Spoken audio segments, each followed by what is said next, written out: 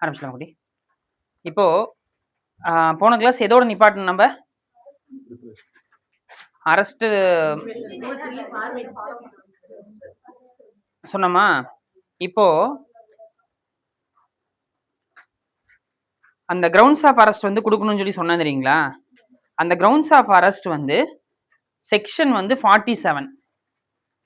Section 47ல subsection 1ல பார்த்தீங்கன்னா offense for which he is arrested or other grounds of such arrest.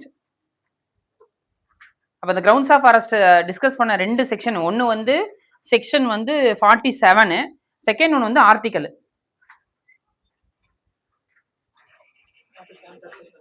Ah 47ல subsection 1 இல்லை இங்கே உட்காருங்க, அப்படியே அங்கே உட்காருங்க. நெக்ஸ்ட் வந்து ஆர்டிக்கல் வந்து 22ல 1, 22 கிளாஸ் 1ல பார்த்தீங்கன்னா no person who is arrested shall be detained in the custody without being informed as soon as may be of the grounds of such arrest. அப்போ அங்கேயே கிரவுண்ட்ஸ்னு வந்துருச்சு. ஓகேவா? இதுதான் வந்து மார்ச் ஆஃப் லால ரிட்டனாக கொடுக்கணுன்ற அளவுக்கு இன்னைக்கு வந்து நிற்கிது அந்த விஷயம். அப்போ செக்ஷன் வந்து 47 சப் கிளாஸ் 1. ஓகேவா? இப்போ கிரவுண்ட்ஸ் ஆஃப் அரெஸ்ட் கொடுத்தாச்சு, அரெஸ்ட் இன்டிமேஷன் எல்லாம் கொடுத்தாச்சு. இப்போ அந்த அக்யூஸ்டுக்கு வந்து ரிமாண்டுக்கு கூட்டு போறாங்க. இப்போ இந்த ரிமாண்டு கூட்டு போகும்போது ஃபாலோ பண்ணக்கூடிய ப்ரொவிஷன் வந்து என்ன அப்படின்னா ரூல் 6, கிரிமினல் ரூல்ஸ் ஆஃப் பிராக்டிஸ்ல ரூல் நம்பர் 6. சொல்லுங்க. சரி, ஓகேடா. இப்போ ஃபர்ஸ்ட் வந்து அரெஸ்ட் நம்ம பார்த்தாச்சு. அரெஸ்ட் வந்து எங்க டிஃபைன் பண்றாங்க? அப்படி இல்ல, அரெஸ்ட பத்தி எங்கேயுமே டிஃபைன் பண்ணல. அதுதான் ஃபர்ஸ்ட் உங்க ஆன்சரா இருக்கணும். இப்போ வரைக்கும் எங்கேயும் டிஃபைன் பண்ணல. டெஃபினிஷன்ன்றது இதான் மீனிங்ன்றது, பட் உள்ளார்ந்த அர்த்தம் தான் நம்ம வந்து அதை பார்த்த 43. இப்போ அரெஸ்டுக்கு எப்படி மீனிங் இல்லையோ அதே மாதிரி ரிமாண்டுக்கும் எங்கேயும் ப்ரொவிஷன் கிடையாது.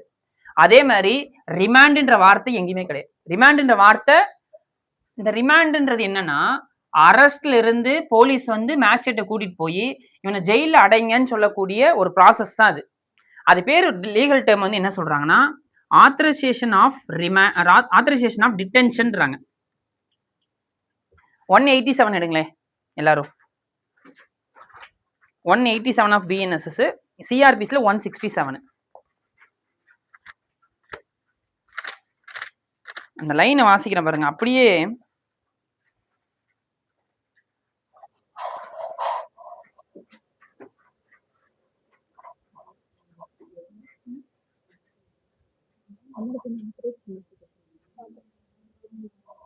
வாசிங்க ஒருத்தங்க. 187 வாசிங்க. குட்டி கொடு அவங்கள்ட்ட. ப்ரொசீஜர் வாசிங்க, அதுல வாசிங்க. Procedure when investigation cannot be completed in 24 hours. Very good ka.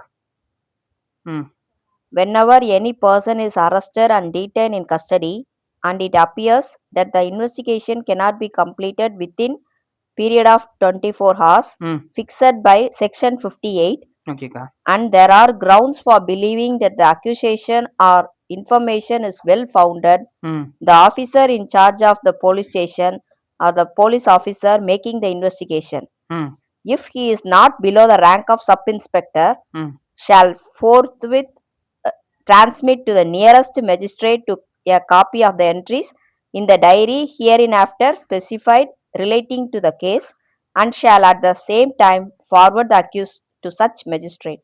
Okay, next vasinga அப்படியே. The magistrate to whom an accused person is forwarded under this section may, irrespective of whether he has or has no jurisdiction to try the case, after taking into consideration whether such person has not been released on bail or his bail has been cancelled, authorize from time to time okay ka, the detention of accused in such custody of such magistrate thinks fit for the term not exceeding 15 days. அதொன்னு இந்துக்கா, not exceeding 15 days. Okay ka. Next வாங்க, 3 வாசிங்க. The magistrate may authorize the detention of the accused person beyond the period of 15 days if he is satisfied that adequate grounds exist for doing so, but no magistrate shall authorize the detention of the accused person in custody under this subsection for a total period exceeding. Okay, அது ஒன்று பாருங்க. இப்போ 3ல பாருங்க, தி magistrate மே authorise தி detention ஒரு வார்த்தை இருக்கா, அதை underline பண்ணிக்கோங்க. மே ஆத்தரைஸ் தி டிடென்ஷன், அதான் வேர்டு. இப்போ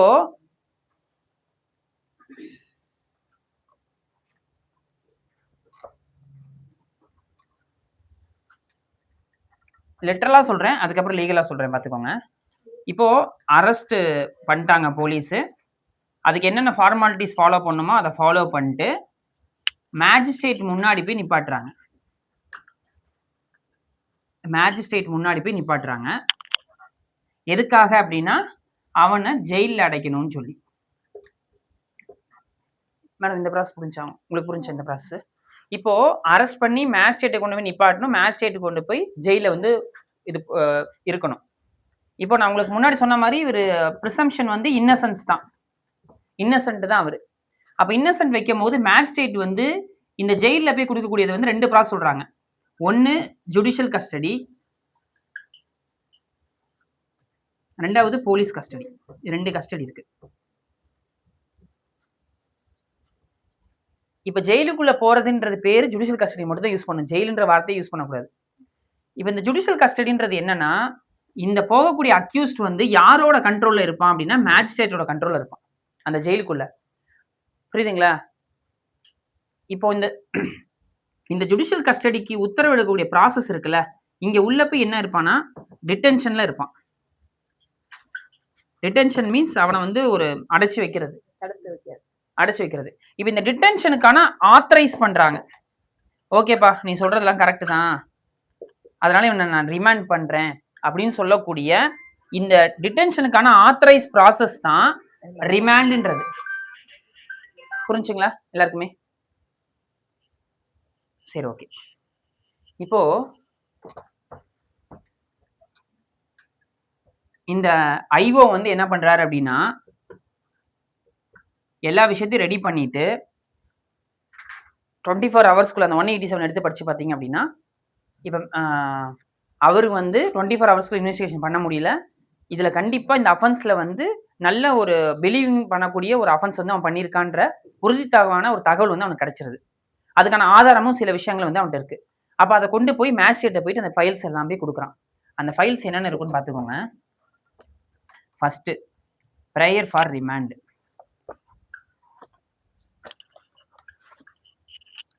ப்ரேயர் ஃபார் ரிமாண்டு.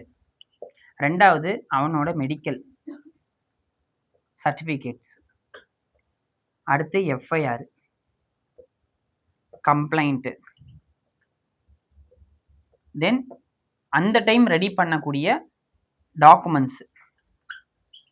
இப்போ எக்ஸாம்பிள் ஒரு ரெக்கவரி பண்ணியிருப்பாங்க, அதுக்கான சீசர் மகசரு.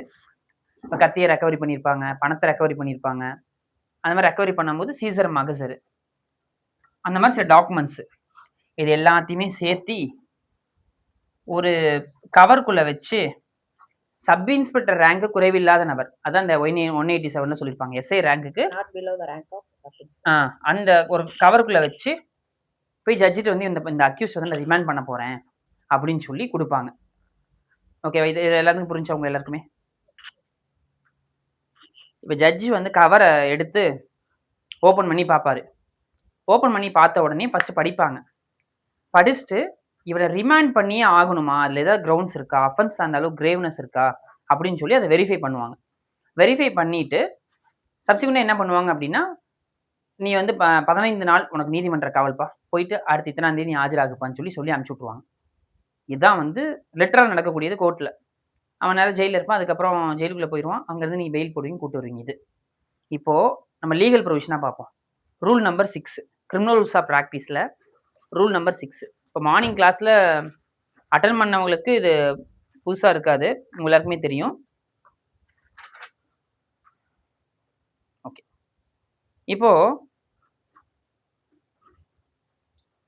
என்றைக்கும் ஃபஸ்ட்டு டைம்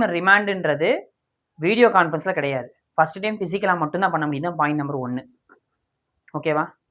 நாளைக்கு நீங்களே மேஜிஸ்ட்ரேட் ஆனா உங்க வீடியோ கான்ஃபரன்ஸ்ல ஈவன் கோவிட் டைம்ல கூட என்ன பண்ணாங்க அப்படின்னா, அவன பிசிக்கலா தான் பிரசன்ட் பண்ணாங்க. ஓகேவா? இது பாயிண்ட் நம்பர் 1. பிசிக்கலா தான் பிரசன்ட் பண்ணணும். இப்போ அந்த பிசிக்கலா பிரசன்ட் பண்றாங்கல்ல, அது என்ன பர்ப்பஸ்னா, அவன வந்து அவங்க வந்து எக்ஸாமினேஷன் பண்ணுவாங்க மேஜிஸ்ட்ரேட். உடம்புல ஏதாச்சும் அவனுக்கு காயம் இருக்குதா? ஒருவேளை காயம் இருக்குன்னு வச்சுக்கோங்க. இப்ப எக்ஸாம்பிள், "எப்பா அந்த காயம் எப்படிப்பா வந்துச்சுன்னு?" கேட்பாங்க.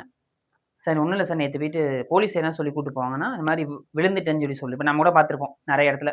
மாவு கட்டு போட்டாங்கன்னா, போலீஸ் அடிச்சாங்கன்னு நமக்கே பிரிசம்ப்ஷன் இருக்கும். ஆனா பாத்ரூம்ல வழுக்கி விழுந்துட்டான் அப்படின்னு ஒரு கான்செப்ட் வந்து இப்போ நம்ம எல்லாம் பேப்பர்ல படிப்போம். பெரிய ஒரு அஃபென்ஸ் வந்துச்சு அப்படின்னா டக்குன்னு பிடிப்பானுங்க. அடுத்த நாள் பார்த்தீங்கன்னா, ஹாஸ்பிட்டல்ல மாவு கட்டு போட்டு உட்கார்ந்துட்டு இருப்பான். இதான் நம்ம பார்த்துருக்கோம். இப்ப அந்த அந்த அடிபட்டுச்சு எப்படின்றத அவனுக்கு எக்ஸ்ப்ளைன் பண்ணணும். ஜட்ஜிட்ட வந்து ஜட்ஜ் கேட்பாங்க. அந்த அக்யூஸ் வந்து எக்ஸ்ப்ளைன் பண்ணணும். அந்த அக்யூஸ் சொல்லக்கூடிய விஷயத்த அப்படியே எழுதணும். இந்த மாரி அவரு கால் வந்து உடைஞ்சு மாவு கட்டு போட்டிருந்தாரு. எதனாலன்னு சொல்லி நான் கேட்டேன். அப்ப அவரு சொன்னாரு, இந்த மாரி நான் வந்து வழுக்கி விழுந்துட்டேன்னு சொன்னாரு அப்படின்னு அத எழுதணும். எழுதுனது மட்டும் இல்லாம, அவரு வந்து இங்க ஒரு வாரண்ட் இஷ்யூ பண்ணுவார் ஜெயிலுக்கு. அந்த வாரண்ட்ல மென்ஷன் பண்ணணும். என்னன்னு மென்ஷன் பண்ணணும்னா, இவருக்கு கால்ல இந்த மாரி இன்ஜூரி இருக்கு. அப்படின்னு சொல்லி அவரு மென்ஷன் பண்ணி அனுப்புவாங்க. இப்ப இதே போலீஸ் அடிச்சாங்கன்னே இருக்குன்னு வச்சுக்கோவேன். போலீஸ் கேட்கறாங்க, அக்யூஸ்ட் கேட்கறாங்க, "எப்படிப்பா அந்த இடத்துல உனக்கு காயம் வந்துச்சு?" "போலீஸ் வந்து 2 நாள் வச்சு என்ன அடிச்சாங்க சார்." அப்ப அத அப்படியே எழுதுவாரு. அக்யூஸ்ட் இந்த இன்ஜூரி சம்மந்தமா எக்ஸ்ப்ளைன் பண்ண சொன்னோம். ஹி எக்ஸ்பிளைன்ஸ் தட் அப்படின்னு போட்டு அந்த கன்டென்ட் அப்படியே எழுதிருவாங்க. இது உங்களுக்கு புரிஞ்சா? இந்த கிளாஸ் முடியும்போது உங்க எல்லாருக்குமே ஒரு ரிமாண்ட் ரிப்போர்ட் ஆர்டர் காமிக்கிறேன். அந்த ரிமாண்ட் ஆர்டர் எப்படி இருக்கும்னு நான் காமிக்கிறேன். அத ஒரு டைம் நீங்க எல்லாரும் பார்த்துக்கோங்க. அப்போ அந்த அக்யூஸ்ட் வந்து ஆஜராயிட்டான்.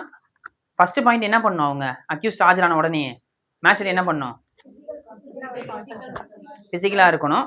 அந்த பிசிக்கலா வந்தோடனே என்ன பண்ணணும்? எக்ஸாமினேஷன் என்னன்னு பண்ணணும்? இன்ஜுரிஸ் ஏதாச்சும் இருந்துச்சுன்னா என்ன பண்ணணும்? அது என்ன ரீசன் கேட்டு எழுதணும். எழுதணும். எங்கெங்க எழுதணும்? அந்த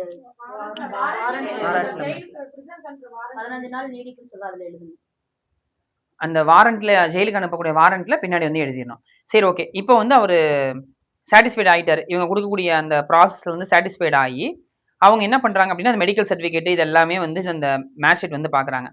மேஜிஸ்ட்ரேட் பார்த்த உடனே என்ன பண்ணலாம் அப்படின்னா, ஓகே, நான் இவன ரிமாண்ட் பண்றேன்னு சொல்லிடலாம். ஒருவேள அந்த அக்யூஸ்ட் வந்து ஹாஸ்பிட்டல்ல இருக்கான். ரொம்ப முடியாம இருக்கான். அப்போ வந்து அவன ரிமாண்ட் பண்ணியே ஆகணும் சார் அப்படின்னு சொல்லி சொல்றாங்க. அப்ப என்ன பண்ணலாம் அப்படின்னா, அந்த மேஜிஸ்ட்ரேட் நேரா போயிட்டு அந்த ஹாஸ்பிட்டலுக்கு போயி, அந்த ஹாஸ்பிட்டல்ல வச்சு அவன ரிமாண்ட் பண்ணிடணும். ரிமாண்ட் பண்ணிட்டு இந்த விஷயத்த சூப்பரிண்டென்டென்ட் ஆஃப் ஜெயில்ல இருக்கக்கூடிய சூப்பரிண்டென்டென்ட்ட சொல்லி, ஜெயில்ல இருக்கக்கூடிய போலீஸ வச்சு அவனுக்கு வந்து பாதுகாப்பாங்க. கான்செப்ட் புரிஞ்சா உங்களுக்கு? இவன பிராக்டிகலாவே உங்களுக்கு எக்ஸாம்பிள் சொல்றேன். இப்ப செந்தில் பாலாஜி வந்து ஹார்ட் ப்ராப்ளம்னு சொல்லி அவர் அங்கேயே படுத்துட்டாரு தலைவன். அப்ப என்ன பண்ணாங்க, நேரா கூட்டிட்டு போய் ஹாஸ்பிட்டல்ல அட்மிட் பண்ணிட்டாங்க. இப்போ அவர ரிமாண்ட் பண்ணி ஆகணும். அப்போ வந்து இவங்க ஹானரபிள் ஜட்ஜும் வந்து அள்ளி வந்து அவங்க இருந்தாங்க. அப்ப என்ன பண்ணாங்க அப்டின்னா, அள்ளிட்டு வந்து மாரி ரிமாண்ட் பண்ணணும். ஏன்னா, அவங்க தான் வந்து எம்பி, எம்எல்ஏ விசாரிக்கக்கூடிய ஸ்பெஷல் கோர்ட்டுக்கான இன்சார்ஜ் அவங்க. Sessions court. அவங்க வந்து நேரா ஹாஸ்பிட்டலுக்கு போயி, அங்க செந்தில் பாலாஜி வச்சு ரிமாண்ட் பண்ணாங்க. புரிஞ்சா உங்களுக்கு? இப்போ அங்க வந்து போலீஸ்ட்ட இங்கருந்து ஜெயிலுக்கு வந்து இன்டிமேஷன் குடுத்துருவாங்க. எப்பா நான் ஒருத்தர் ரிமாண்ட் பண்ணியிருக்கேன். அவனுக்கு ரொம்ப முடியாம இருக்கு.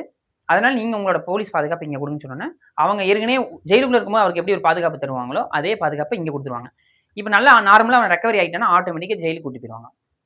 இந்த கான்செப்ட் உங்களுக்கு புரிஞ்சுச்சா? அவரு இப்ப மலேசியாக்கு போயிட்டாரு. இல்ல மலேசியாக்கு போயிட்டாரு. இங்க இருந்து தப்பிச்சு அங்க மலேசியா போயிட்டாங்க. மலேசியால போய் நேத்து அட்மிட் ஆனோம்னு சொன்னாங்க. சிறுமிய வந்து இது பண்ணிட்டாங்கல்ல மலைப்பழத்துல அந்த பையனை கட்டு போட்டு ஹாஸ்பிட்டல்ல தான் வச்சிருந்தாங்க. அதான்க்கா. சரி, ஓகே. இப்ப இந்த கான்செப்ட் உங்களுக்கு புரிஞ்சுங்களா? சரி, இத வந்து இன்னும் பிராக்டிகலா என்ன சொல்றாங்கன்னா, இது 2வது பாயிண்ட். ஃபர்ஸ்ட் பாயிண்ட் என்னது? பிசிக்கலா தான் பண்ணணும். இன்ஜூரி இருந்துச்சா நோட் பண்ணணும். வாரண்ட்லயும் நோட் பண்ணணும். செகண்ட் பாயிண்ட் மெடிக்கல் சர்டிஃபிகேட் பார்க்கணும். மெடிக்கல் சர்டிஃபிகேட் பார்த்தா ரிமாண்ட் பண்ணணும். ஒருவேளை அவங்க ஹாஸ்பிட்டல்ல இருந்தாங்கன்னா பார்க்கணும். இது ரூல்ல சப் ரூல் 2. சப் ரூல் 3 வந்து என்னன்னா, இப்ப ஜட்ஜி வந்து போறாங்க. ஜட்ஜி போயிட்டு அங்க வந்து அவங்களுக்கு இங்கிருந்து இப்ப அங்கிருந்து ஜட்ஜி வந்து என்ன பண்றாங்க, ஹாஸ்பிட்டலுக்கு போறாங்க. இப்ப ஹாஸ்பிட்டலுக்கு போறதுக்குன்னு சொல்லிட்டு இப்ப எக்ஸாம்பிள் துறையூர்ல இருக்கக்கூடிய ஜட்ஜி வந்து திருச்சியில இருக்கக்கூடிய ஜிஹெச் வந்து ரிமாண்ட் பண்ண வராங்கன்னா, அதுக்கான ஒரு பெட்ரோல் செலவு இருக்குல்ல, அத அவங்க கிளைம் பண்ணிக்கலாம் அப்படின்னு சொல்றது ரூல் நம்பர் 3. ஓகேவா? ஜட்ஜி கிளைம் பண்ணிக்கிறது. இப்போ தொட்டியம் கோர்ட் இருக்கு. தொட்டியத்துக்கு எந்த லிமிட் வருது? திருச்சி லிமிட் தானே வருது. தொட்டியம் முசிறியில நம்ம லிமிட். லால்குடியெல்லாம். இப்போ ஜிஹெச்ல ஒருத்தன் ரிமாண்ட் ஹாஸ்பிட்டல்ல இருக்கான். தொட்டியம் ஜிஎம்கிட்ட போய் சொல்றாங்க, சார் நீங்க ஒரு அக்யூஸ்ட் இருக்கிறான், நான் ஜிஹெச்ல வந்து அட்மிட்டா இருக்கான் சார், அவனை ரிமாண்ட் பண்ணி ஆகணுன்றாங்க. இப்போ அங்க தொட்டியில ஒரு ஜேஎம் வந்து அங்க இருந்து இங்க வராரு. கிட்டத்தட்ட 30 கிலோமீட்டர் கிட்ட இங்க இருக்குது. 30 60 கிலோமீட்டர்.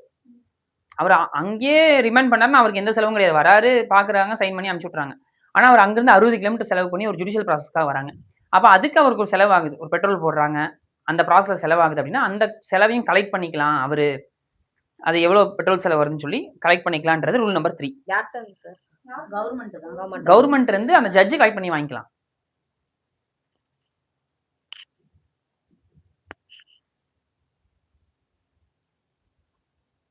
இப்போ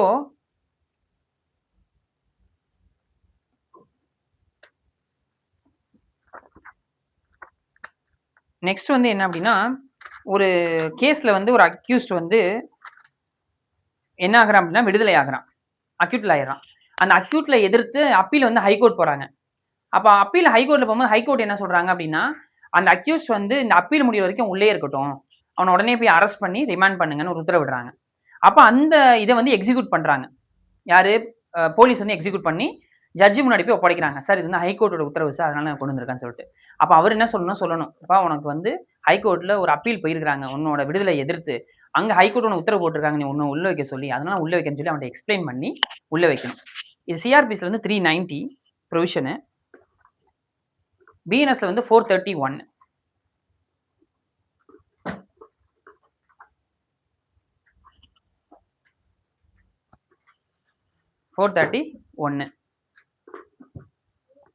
ஓ 431 சிஆர்பிஸ்ல, பிஎன்எஸ்ல சாரி பிஎன்எஸ்ல 431, சிஆர்பிஸ்ல 390. ஓகேவா?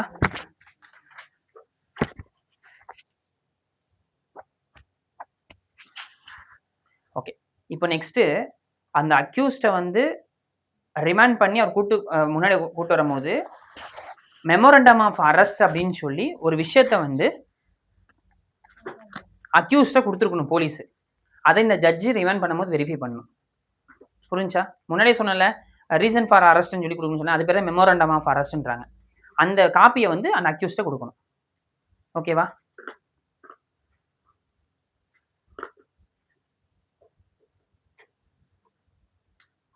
இப்போ உங்களுக்கு கற்பனையே எப்படி இருக்கணும் அப்படின்னா, ஒரு ஜட்ஜி முன்னாடி ஒரு அக்யூஸ்ட் வந்து போலீஸோட நிக்கிற மாதிரி தான் உங்களுக்கு கற்பனையே இருக்கணும். அவனை என்னென்ன மாதிரிலாம் நீங்க இல்லைன்னா நீங்க அந்த இடத்துல ஜட்ஜா உட்காந்துட்டு நீங்க என்னென்ன மாதிரிலாம் வெரிஃபை பண்ணுவீங்கன்னு ஞாபகம் வச்சுக்கோங்க.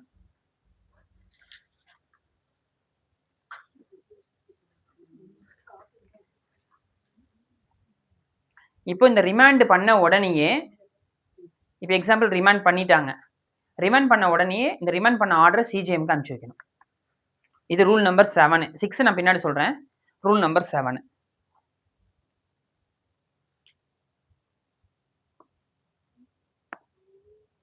இப்போ ஒருத்தர் எத்தனை நாள் வரைக்கும் ரிமாண்ட் பண்ணி ஜெயிலுக்குள்ள வைக்கிறாங்களா, அது பேர் என்னது? ஜுடிஷியல் கஸ்டடி தான் அது பேர். ஓகேவா? அந்த ஜுடிஷியல் கஸ்டடி எத்தனை நாள் வைக்க முடியும்? 15 டேஸ். இப்போ அந்த 15 டேஸ் எப்படி கால்குலேட் பண்ணணும்னா, இன்னைக்கு ரிமாண்ட் பண்ணக்கூடிய டேவை கால்குலேட் பண்ணிக்கணும். அடுத்து என்னைக்கு ஆஜராகுன்னு சொல்லக்கூடிய ஒரு நாள் 13 நாள் தான் மொத்தம் ஆர்டர் போடணும். 15 நாள்ன்றது இன்னைக்கு ஒரு நாள் ரிமாண்ட் பண்ற டேட்டு, ஆஜர் ஆகணும்னு சொல்லக்கூடிய ஒரு டேட்டு. 15 நாள் இப்படிதான் நீங்க கால்குலேட் பண்ணணும். புரிஞ்சா நான் சொன்னது? இப்போ இன்னைக்கு நைட்டு 11:59க்கு ரிமாண்ட் பண்ணாங்கன்னா என்ன பண்ணுவீங்க? அந்த 59 கால்குலேட் பண்ணாலும் அந்த டேட் நீங்க சேர்த்தணும். புரியுதுங்களா? ஓகே. இது வந்து எங்க டிஸ்கஸ் பண்றாங்கன்னா ரூல் நம்பர் 8.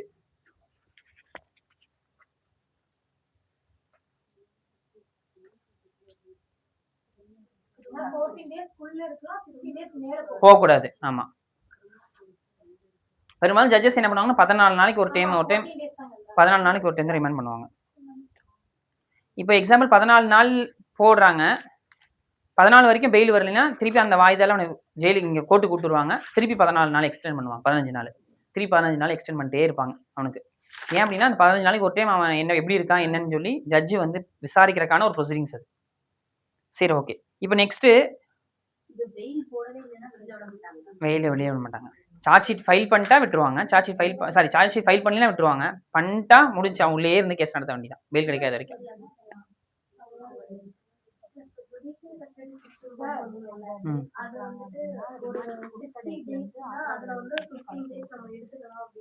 அது நான் பின்னாடி சொல்றேன். அது வந்து வேற concept. Criminal rules of practice 2019ல அது வந்து கிரிமினல் ப்ரொசீஜர் ரூலு, இதுக்கு ரூல்ஸ் ஆஃப் பிராக்டிஸ் 2019. இப்போ போட்டிங்களா அதை? இப்போ ஒரு அக்யூஸை கூட்டு போறாங்க, அவன் பார்க்கறதுக்கு சின்ன பையனா இருக்கான். அப்போ ஜட்ஜுக்கு சந்தேகம் வருது, இவனோட ஏஜ் வந்து இதா இருக்கே அப்படின்னு சொல்லிட்டு. ஏன்னா 18 வயசுக்கு யார் அரெஸ்ட் பண்ணணும்? 18 வயசுக்கு மேலே கொடுத்தீங்கன்னா அரெஸ்ட் பண்ண முடியும். 18 வயசுக்குள்ள வந்து என்ன ப்ரிவியூக்குள்ள வருவாங்க? ஜுவனைலுக்குள்ள வந்துருவாங்க. அப்போ அவங்களை ரிமைண்ட் பண்ண முடியாது. அப்போ அவனோட டேட் ஆஃப் பர்த்தை வந்து பார்க்கணும், வெரிஃபை பண்ணி ஒருவேளை ஜுவனைலாக இருந்தாங்க அப்படின்னா ஜுவனைல் ஜஸ்டிஸ் போர்டுக்கு அவனை அப்படியே ட்ரான்ஸ்ஃபர் பண்ணிடணும், இவர் ரிமாண்ட் பண்ணக்கூடாது. இது சொல்லக்கூடிய ப்ரொவிஷன் வந்து ரூல் நம்பர் 9. இப்போ நாளைக்கு உங்கள் அக்யூஸ் வந்து ஜுவனைலாக இருக்க நேரம் கூட்டு போகிறாங்க ஜட்ஜி முன்னாடி, ஏன் ஜுவனைலுங்க நீங்கள் ரிமாண்ட் பண்ண முடியாதுன்னு சொல்லி சொல்லணும். Rule 6 sub rule 9. ஆமாம், அது பண்ணக்கூடாதுல்ல. ஆதார் கார்டு வந்து ரெசிடென்சி ப்ரூஃப் தானே, ஏஜ் ப்ரூஃப் வந்து இதுக்கு தான் உங்களுக்கு பர்த் சர்டிஃபிகேட். பர்த் சர்டிஃபிகேட்ல அப்படின்னா உங்களுக்கு mark sheet, 10th or 12th mark sheet. Rule 6 sub rule 9. ஓகேவா?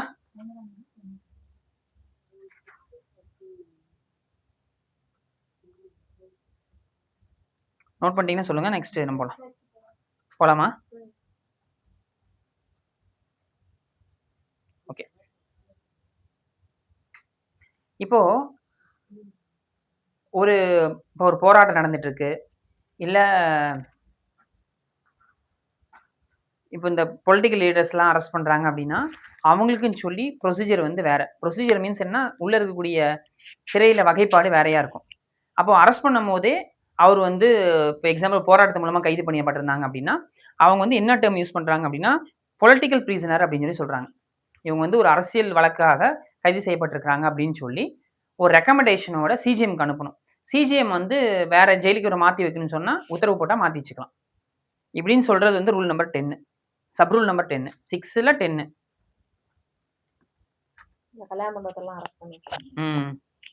அரெஸ்ட் பண்ணி அங்கே வச்சிருவாங்கக்கா, அங்கே விட்டுருவாங்க, அது ப்ரிவென்டிவ் அரெஸ்ட்டு.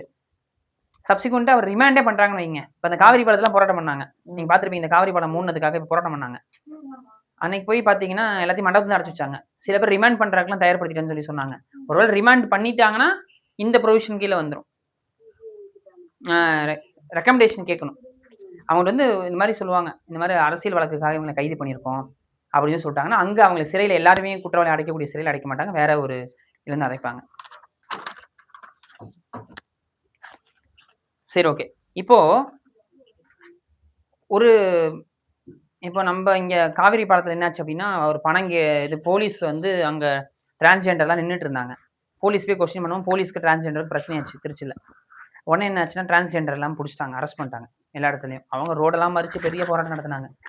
இப்போ ரிமாண்ட் பண்ணிட்டாங்க. இப்போ ரிமாண்டு கூட்டு வராங்க, அரெஸ்ட்லாம் பண்ணி இந்த ப்ராசஸ்லாம் முடிச்சு ரிமாண்டு கொண்டு வராங்க. இப்போ உங்கள் முன்னாடி கொண்டு வரும்போது உங்களுக்கு முன்னாடி இருக்கக்கூடிய ஒரு கொஸ்டின் என்னன்னா, அவங்கள ஆண்கள் சிறையில் அடைக்கிறதா பெண்கள் சிறையில் அடைக்கிறதா அப்படின்னு ஒரு கொஸ்டின். கரெக்டு நான் சொல்கிறது உங்களுக்கு புரிஞ்சா? அப்போ என்ன பண்ணும் அப்படின்னா என்ன பண்ணும்,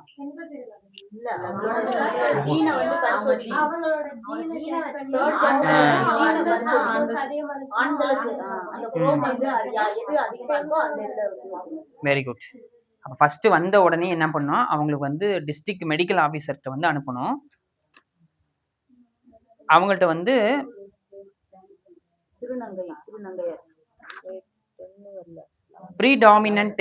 ப்ரீடாமினன்ட் செக்ஸ் ஓரியன்டேஷன் சொல்லிட்டு ஒரு டெஸ்ட் வந்து எடுக்கணும் அவங்கள்ட்ட. அது என்னன்னா அவங்களோட ஹார்மோன் வந்து எந்த ஹார்மோன் அதிகமாக இருக்கு, ஆண்களுக்கான ஹார்மோனா பெண்களுக்கான ஹார்மோனா அப்படின்னு சொல்லி. Predominant sex orientation. இப்போ மெடிக்கல் டெஸ்ட்டுக்கு அனுப்பிட்டாங்க, மெடிக்கல் டெஸ்ட் ரிப்போர்ட் வரவே இல்லை.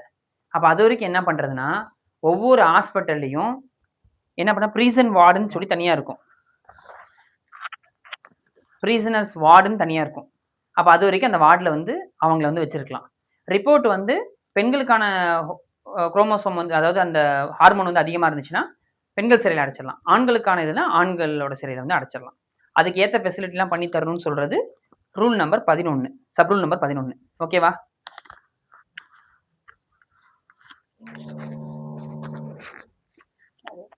மேல இது மாட்டாங்க.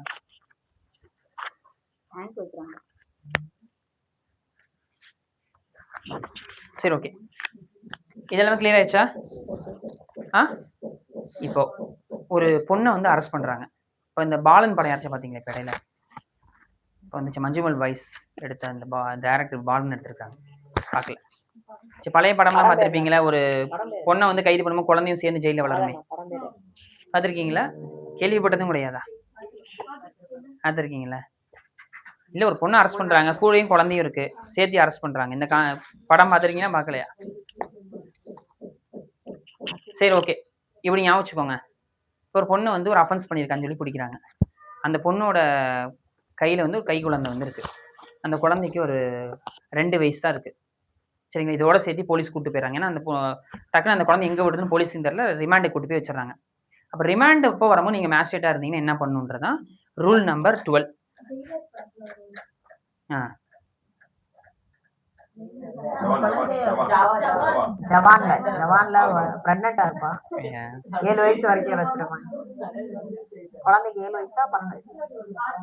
சரி ஓகே, இப்போ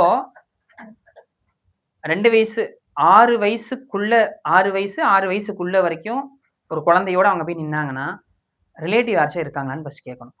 ரிலேட்டிவ் இல்லை அப்படின்னா குழந்தையும் சேர்த்து ரிமாண்ட் பண்ணிடணும். ரிமாண்ட் குழந்தை இல்லை, இவரை ரிமாண்ட் பண்ணிட்டு வாரண்ட்ல குழந்தை இருக்குன்னு எழுதிடணும். நான் உங்களுக்கு சொல்றது புரிஞ்சுங்களா?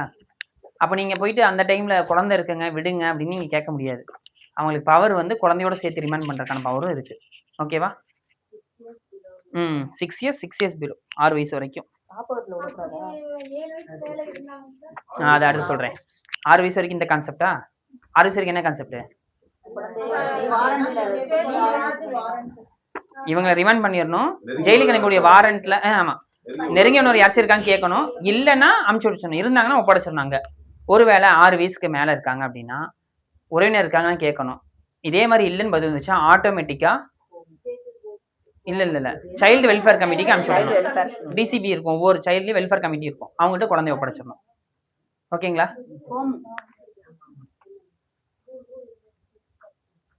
12 சப்ளிமெண்ட் 12. இப்போ ஒரு டைம் இந்த ரூலை மட்டும் சொல்லிட்டீங்கன்னா நேராக இதோட இந்த சாப்டர் நம்ம க்ளோஸ் பண்ணிக்கலாம். சொல்லுங்க. ரூல் நம்பர் 6ல 1 சத்தமா சொல்லுங்க. பிசிக்கலா தான்.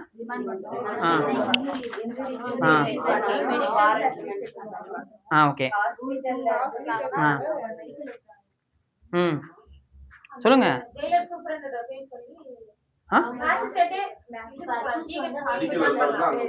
ஃபர்ஸ்ட் அதாவது உங்கள்கிட்ட வந்து ப்ரொடியூஸ் பண்ணாங்கன்னா மெடிக்கல் ரிப்போர்ட்டை பார்க்கணும். மெடிக்கல் ரிப்போர்ட்டை பார்த்து அவர் ரிமாண்ட் பண்ணிடணும். ஒருவேளை அவர் வந்து ஹாஸ்பிட்டல்ல இருக்காருன்னா ஓகே, வெரி குட். 3 அந்த இது ஓகே. 4th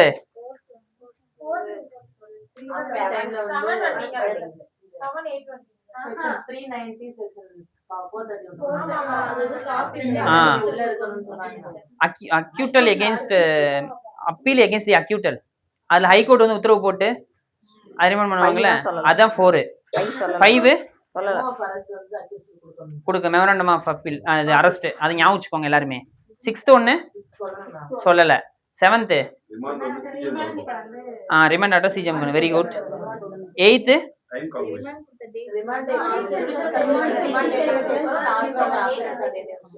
கனி சிரிச்சுட்டே இருக்கே. அடுத்து 9th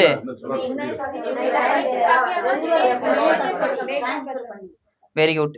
அப்புறம் 10 பொலிட்டிக்கல் பிரிசனர்.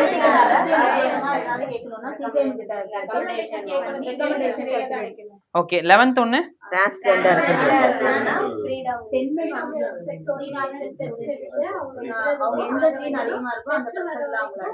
அனுப்பிடணும்.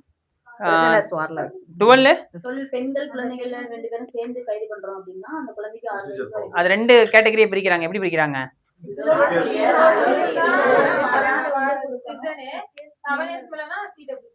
6 இயர்ஸ் மேல. அப்ப 6 to 7. ஓகேவா? இப்போ இது எல்லாமே முடிஞ்சா? இது எல்லாமே ஜட்ஜி பார்த்துட்டு அந்த ஆர்டர் வந்து எப்படி எழுதுவாங்கன்னா, இப்போ வந்து பாருங்க, ரிமாண்ட் ஆர்டர் இங்க பாருங்க, ரிமாண்ட் ஆர்டர் அப்படின்னு சொல்லிட்டு இப்போ எல்லாருமே டைப் பண்ண ஆரம்பிச்சிட்டாங்க ரிமாண்ட் ஆர்டர். ஓகேவா? இப்போ வந்து example accused number 1 produced before me at எத்தனை மணிக்கு ஆஜர்படுத்தினாங்க, யார் ஆஜர்படுத்தினாங்க, ஓகேவா, அவரோட ரேங்க் என்ன, அவரோட டெசிக்னேஷன் என்ன, ஓகேவா, டெசிக்னேஷன் தான் ரேங்க், அவர் நேமோட போட்டு டெசிக்னேஷன் போட்டுருவாங்க. போட்டு அடுத்த பாயிண்ட் எழுதுவாங்க என்னன்னா தி பிரைமா ஃபேஸ் என்னது sorry the grounds of arrest explained, grounds of arrest explain சொல்லி சொல்லுவாங்க. இப்போ இந்த கேஸ்க்கு அரெஸ்ட் பண்ணிருக்காங்க உங்களுக்கு தெரியுமாப்பான்னு கேட்டால் ஆமாம் தெரியும் சார் சொல்லுவாங்க. நெக்ஸ்ட் இப்போ உங்கள் கையில் ரிட்டனாக கொடுத்துட்டாங்களா, அப்போ வாங்கிட்டீங்கன்னா written of grounds of arrest given to the accused அப்படின்னு சொல்லி போட்டுருவாங்க. அப்புறமேட்டு the material produce before the court, அந்த அஃபென்ஸ் என்னென்ன அஃபென்ஸ் வந்து மேட் அவுட் ஆச்சு, அந்த அஃபென்ஸ் மேட் அவுட் ஆச்சு வெல் கிரவுண்ட் ஃபவுண்டுன்னு போட்டு hence the accused remand to the judicial custody அப்படின்னு போட்டு இந்த டேட்லேருந்து ஒரு 14 நாள் தள்ளி டேட் போட்டுருவாங்க. இவ்வளோதான் இருக்கும் அதில். ஓகேவா?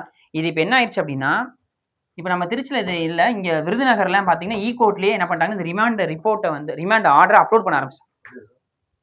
ஆமாம் நீங்கள் இருக்குல்ல, ரிமாண்ட் ஆர்டரை வந்து அப்லோட் பண்ண ஆரம்பிச்சிட்டாங்க. இதை நீங்கள் இப்போ கோர்ட்டில் இந்த கிரைம் நம்பர் போட்டிங்கன்னா, இப்போ எக்ஸாம்பிள் 155 ஆஃப் 2026 கண்டோன்மெண்ட் போலீஸ்ன்னு சொல்லி போட்டிங்கன்னா கோர்ட்டில் இந்த ரிமாண்ட் ஆர்டரை அப்லோட் பண்ண ஆரம்பிச்சிட்டாங்க. மற்ற ஒரு டிஸ்ட்ரிக்ட்ல இன்னும் இது எல்லாத்துக்குமே வர ஆரம்பிச்சிடும். இதை நீங்கள் செய்யாமல் எடுத்துக்கலாம். ஓகேவா? இந்த விஷயத்தை ஞாபகம் வச்சுக்கோங்க. இப்போ பண்ணும்போது ஜட்ஜ் வந்து என்ன பண்ணணும் அப்படின்னா, அவங்க உறவினருக்கு தகவல் சொல்லிட்டாங்களா அப்படின்னு சொல்லி பார்க்கணும். நெக்ஸ்ட்டு வந்து கிரவுண்ட்ஸ் ஆஃப் அரெஸ்ட் வந்து ரிட்டனாக கொடுத்துட்டாங்களா, இந்த விஷயம் பார்க்கணும். இன்சூரியை பார்க்கணும். மெட்டீரியல் வந்து கரெக்டாக இருக்கான்னு சொல்லி பார்க்கணும். அதில் பிரைமா ஃபேசி மேட் அவுட் ஆச்சுன்னா அவனை ரிமாண்ட் பண்ணி உள்ளே வச்சுக்கலாம். முடிஞ்சா இதுதான் ஜுடிஷியல் கஸ்டடி. இப்போது அந்த இதில் வந்து இன்னொரு வார்த்தை என்ன சேர்ப்பாங்கன்னா, லீகல் அசிஸ்ட் கிவன் அப்படின்னு சொல்லி போடுவாங்க. இப்போது நம்ம திருச்சியில் வந்து என்ன பண்ணியிருக்காங்க அப்படின்னா, லீகல் எய்டில் வந்து ஒவ்வொரு மந்த்துக்கும் ஒருத்தங்க டியூட்டி போடுறாங்க, ரிமாண்ட் டியூட்டினே போடுறாங்க. அவங்க என்ன பண்ணுவாங்கன்னா, இந்த இப்போ நம்ம திருச்சி முழுக்க இருக்கக்கூடிய ஐஓ வந்து ரிமாண்ட் பண்ணும்போது இந்த ரிமாண்ட் டியூட்டி பார்த்துருக்கக்கூடிய அட்வொகேட் ஃபோன் பண்ணி சொல்லுவாங்க, இந்த மாதிரி வந்து ஒரு அக்யூஸ் நாங்கள் ரிமாண்ட் பண்ண போகிறோம் வாங்கன்னு சொல்லி சொல்லுவாங்க. நேராக அவங்க அந்த ஸ்பாட்டுக்கு போயிட்டு அந்த பேப்பர்ஸ்லாம் வெரிஃபை பண்ணுவாங்க. எல்லாமே கரெக்டாக கொடுத்துருந்துச்சுன்னா எல்லாம் கரெக்டாக இருக்குன்னு சொல்லிடுவாங்க. அப்போ ஜட்ஜ் ரிமாண்ட் ஆர்டர் என்ன எழுதுவார்னா, free legal aid given to the accused அப்படின்னு எழுதி எல்லாமே கரெக்டாக இருக்குன்னு சொல்லி போட்டு அவர் யார் ஆஜரானாரோ, இப்போ எக்ஸாம்பிள் வினோத்குமார் ஆஜர்னா வினோத்குமார் போட்டு ரிமாண்டோட ப்ரொசீடிங்ஸ் வந்து போகும். இது வந்து எல்லாம் கம்பல்சரி பண்ணணும். இப்போ எக்ஸாம்பிள் உங்களோட சொந்தக்காரங்களோ இல்லை உங்களுக்கு தெரிஞ்ச நல்ல அக்யூஸ்டே வந்து ரிமாண்ட் ஆகுறாங்க. இப்போ நீங்கள் என்ன பண்ணுறீங்க, நேராக போயிட்டு ரிமாண்டுக்கு போகிறீங்க. எங்கே போகிறீங்க அப்படின்னா, இப்போ கோர்ட்டில் வந்து 10:30 to 5 வரைக்கும் இருக்குன்னு வச்சுக்கோங்க கோர்ட்டு. இப்போ இந்த டைமில் வந்து நேராக எடுத்துகிட்டு வராங்கன்னா, நீங்கள் வந்து ஏன் அந்த ரிமாண்டுக்கு வந்து அப்ஜெக்ஷன் பண்ணுறேன் அப்படின்னு சொல்லி சொல்லுவீங்க. ஓகேவா? இந்த ரிமாண்ட் அப்ஜெக்ஷன் பண்ணுறோம். என்ன அப்ஜெக்ஷன் பண்ணுறோன்னா, இது வந்து 7 years அஃபென்ஸ் தான், 41A நோட்டீஸ் கொடுக்கல, இது கிரவுண்ட்ஸ் ஆஃப் அரெஸ்ட் எனக்கு கொடுக்கல, நீங்கள் இவனை ரிமாண்ட் பண்ண முடியாது, இது இல்லீகல் அரெஸ்ட் அப்படின்னு சொல்லி நம்ம விஷயங்களை சொல்கிறோம். அப்போது the learned counsel Leena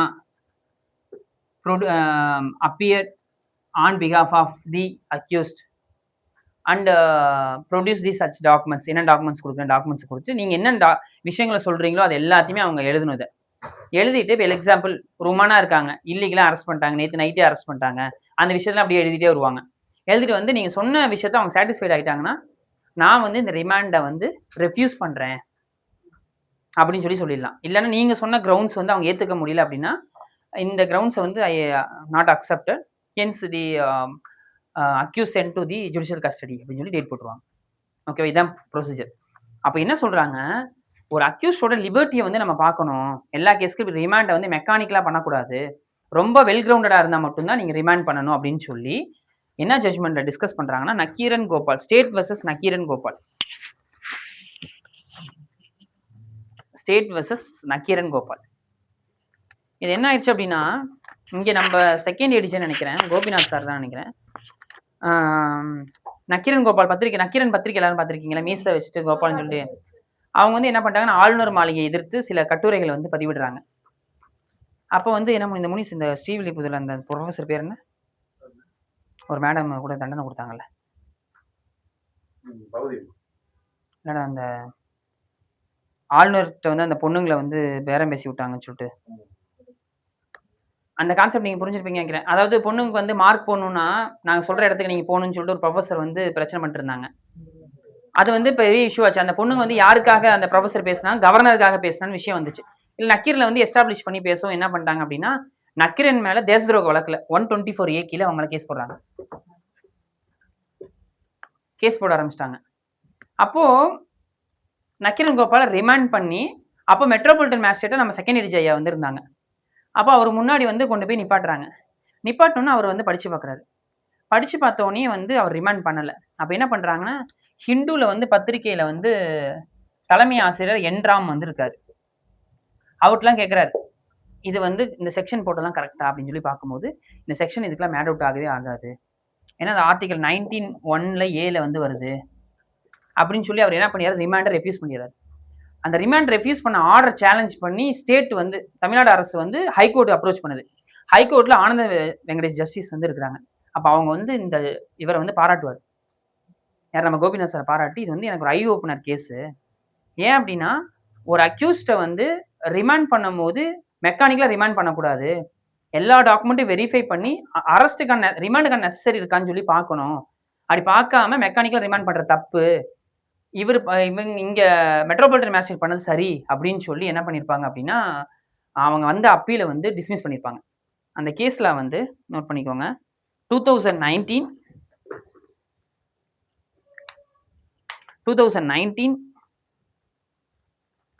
SEC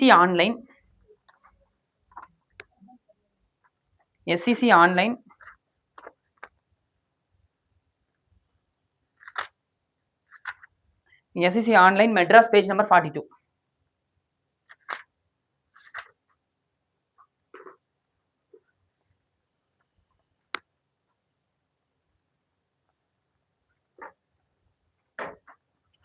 page number என்ன சொன்னேன், 42. இதை நான் வந்து ஒரு ஆனந்த் வெங்கடேஷ் வந்து அவங்க ஐ ஓப்பனர்னு சொல்லி சொன்னாங்கன்னு சொன்னேன்ல, அது என்ன ப்ரொவிஷனை குறிப்பிட்டு சொல்லியிருந்தாங்கன்னா, செக்ஷன் 60 ஆஃப் BNSS,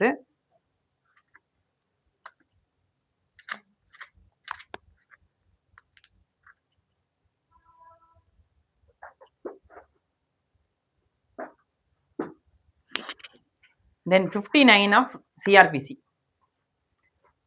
இல்லை என்னன்னா, ஒரு அக்யூஸ்ட வந்து அரெஸ்ட் பண்ணி ரிமாண்ட் பண்றது கொண்டு வராங்க. மேஜிஸ்ட்ரேட் முன்னாடி நிப்பாட்டுறாங்க. மேஜிஸ்ட்ரேட் வந்து நான் ரிமாண்ட் பண்ண மாட்டேன்னு சொல்லி அவரை வந்து விட்டுறாங்க. இப்போ விட்ட போது பாண்ட் எழுதணுமான்னு ஒரு கொஸ்டின் வந்து வருது. ஒன்ஸ் வந்து போலீஸோட கஸ்டடிக்கு ஒருத்தன் வந்துட்டு விட்டுட்டாவே அவனுக்கு வந்து கண்டிப்பாக பாண்ட் எழுதி வாங்கணுன்றதான் இந்த 59. இப்போ வந்து சிஆர்பிஸில் 60, சாரி BNSல 60, சிஆர்பிஸில் 59. இதை நோட் பண்ணி வச்சுக்கோங்க. அதனால இந்த ஜட்ஜ்மெண்ட்டை யூஸ் பண்ணி இப்போ நாங்கள் நிறைய ஒரு 4-5 கேஸில் ரிமாண்ட் அப்ஜெக்ஷன் நேராக போய் பண்ணி எடுத்து கூட்டு வந்தோம் நம்ம ஆஃபீஸில். சரி, ஓகே.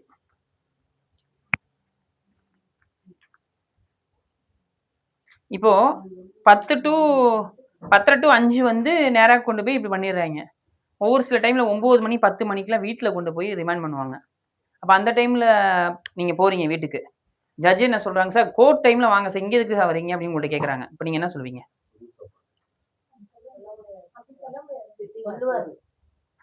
சிட்டிங் சொல்லு. சரியா தான் சொல்றேன் சொல்லு.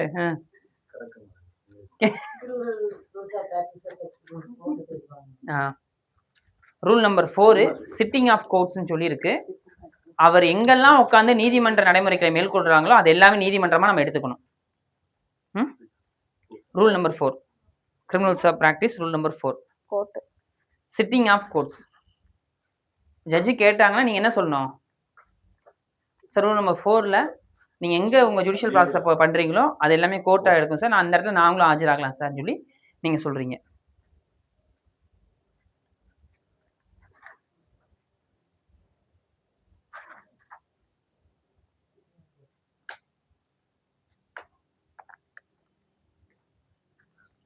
இப்போ பாத்தீங்களா,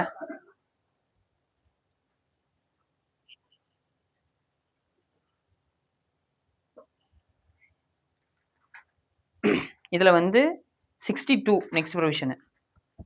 இந்த 35 to 61 வரைக்கும் இருக்கக்கூடிய ப்ரொவிஷன்ஸை கண்டிப்பாக ஒரு ஐஓ ஃபாலோ பண்ணுன்றது தான் 62. Arrest to be made strictly according to the Sangeetha. இதில் என்ன விஷயம் சொன்னோமோ அந்த விஷயத்த அப்படியே வந்து சொல்கிறாங்க, கண்டிப்பாக ஃபாலோ பண்ணணும் அப்படின்னு சொல்லக்கூடிய ப்ரொவிஷன் வந்து 62. ஓகேவா? யாரெல்லாம் அரெஸ்ட் பண்ண, இன்வெஸ்டிகேஷன் ஆஃபீஸர் மட்டும் இல்லை, மேஜிஸ்ட்ரேட் அரெஸ்ட் பண்ணாலும் சரி, யார் அரெஸ்ட் பண்ணாலும் இந்த விஷயத்தை கண்டிப்பாக ஃபாலோ பண்ணணும்னு சொல்லக்கூடியது 62. இப்போ உங்களுக்கு ஒரு homework.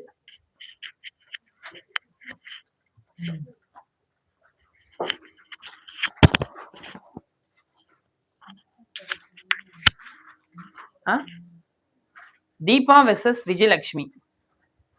Deepa versus Vijayalakshmi. Homework தான். தீபா வெர்சஸ் விஜயலட்சுமி. ஏன்னா நீங்கள் அந்த ஜட்ஜ்மெண்ட் கண்டுபிடிக்க மாட்டீங்க, அதை நானே சொல்லி அதை ஒரு ஒர்க் தரேன் இருக்கேன்.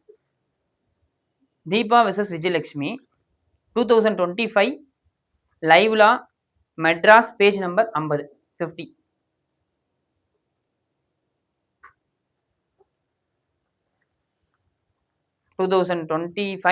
லைவ்லா மெட்ராஸ் பேஜ் நம்பர் 50. இந்த ஜட்ஜ்மெண்ட்ல ஏற்கனவே சல்மா ஜட்ஜ்மெண்ட்ல என்ன சொன்னேன், உமன்ஸோட அரெஸ்ட் சம்பந்தமா கைட்லைன்ஸ் வந்து உருவாக்கணும்ட்டேன். இப்போ அதுல என்ன சொல்றாங்க, சூரிய உதயத்துக்கு அப்புறம் தான் ஒருத்தங்களை அரெஸ்ட் பண்ணணும், கூடாதுன்னு சொல்லியிருக்கேனா? அது வந்து டிஸ்கிரிஷனரி தான், மேண்டேட்டரி கிடையாதுன்னு இந்த ஜட்ஜ்மெண்ட்ல சொல்றாங்க.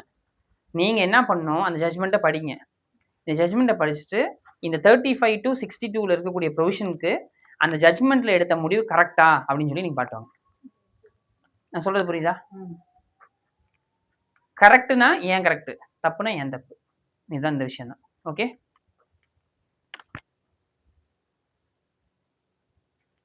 சரி ஓகே. இப்போ ரிமாண்ட் பண்ணியாச்சு, இப்படி ஞாபகம் வச்சுக்கோங்க. ரிமாண்ட் பண்ணிட்டாங்க, அக்யூஸ்டை ரிமாண்ட் பண்ணிட்டாங்க.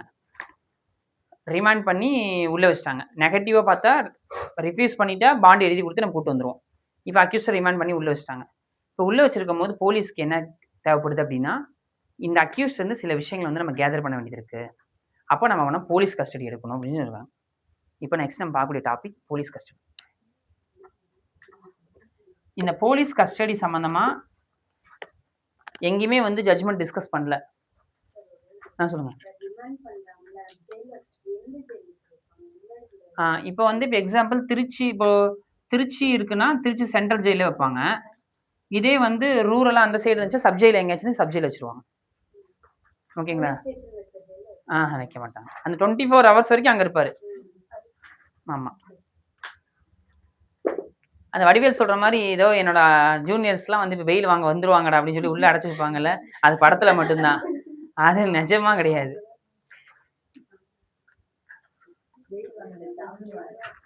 ஜாமீன் எல்லா மீனும் கிடைக்குது, ஜாமீன் மட்டும் கிடைக்கல. சரி ஓகே. இப்போ போலீஸ் கஸ்டடிக்கு வந்து எங்கேயுமே வந்து டெஃபினிஷன் கிடையாது. இப்போ நம்ம ஏற்கனவே பார்த்து என்ன கஸ்டடி, இது வந்து போலீஸ் கஸ்டடி. ஓகேங்களா? இந்த போலீஸ் கஸ்டடியை வந்து ஏற்கனவே நான் கிரிமினல் ரூல்ஸ் ஆஃப் பிராக்டிஸ் சொல்லும் போது எந்த ப்ரொவிஷனை விட்டேன், இந்த போலீஸ் கஸ்டடி எடுக்கக்கூடிய பவர் வந்து ரூல் 6 சப் ரூல் 6ல இருக்கு. ஓகேவா? அண்ணா ரூல் சப் ரூல் 6ங்கண்ணா.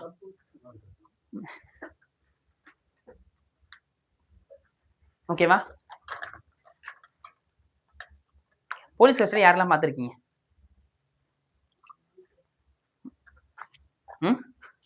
அரெஸ்ட் பண்ணி ஜெயில வச்சிருக்கீங்க. நீங்க பார்த்துருக்கீங்க? நீ பார்த்துருக்கீங்க சார்? அது எப்போ? சூப்பர் சார், கரெக்டாக தான் சார். ஆனால் இந்த கஸ்டடி வேற, அது நம்ம அது லிட்டரலாக நீங்கள் சொல்கிறதுக்கு ஓகே, ஆனால் லீகலாக வேறு, அதுக்கு மீனிங் வேறு. வேற யாராச்சும் பார்த்துருக்கீங்க? நீங்கள் பார்த்துருக்கீங்களா? சிங்கம் படத்துலையா? இதை சொல்லுங்க, அது ரிமெம்பர் பண்ணிக்கிறேன். வேற வேற ஏதாவது ஐடியா? ஸ்டேஷன் கூட்டிட்டு போயிட்டு அங்க ஒரு ஜெயில் மாதிரி ஒரு ரூம் இருக்கும், அதுல போட்டு அடைச்சு வச்சிருப்பாங்க 24 ஹவர்ஸ்ல. அங்க ரெக்கார்ட்ஸ் எல்லாம் ரெடி பண்ணிட்டு மேஜிஸ்ட்ரேட் போயிட்டு காமிச்சு அவங்க கஸ்டடியில இருப்பாங்க.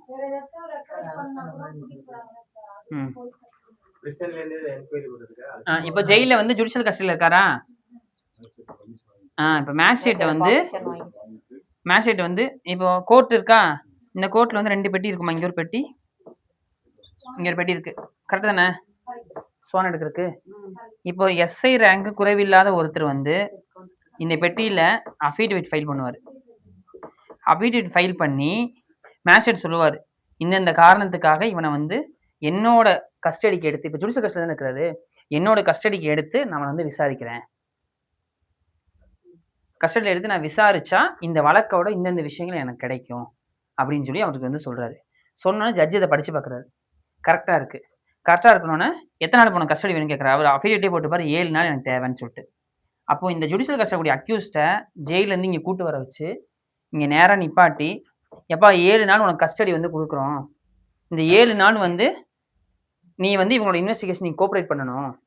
நெக்ஸ்ட் வந்து இப்போ 7 நாள் கஸ்டடிக்கு வந்து கோஆப்ரேட் பண்ணணும்னு சொல்லிட்டேன்னா கோஆப்ரேட் பண்ணணும். அதே மாதிரி இந்த 7 நாளும் நீ அட்வொகேட் பார்க்கறதுக்கான ரைட்ஸ் வந்து நான் உனக்கு கொடுக்குறேன்.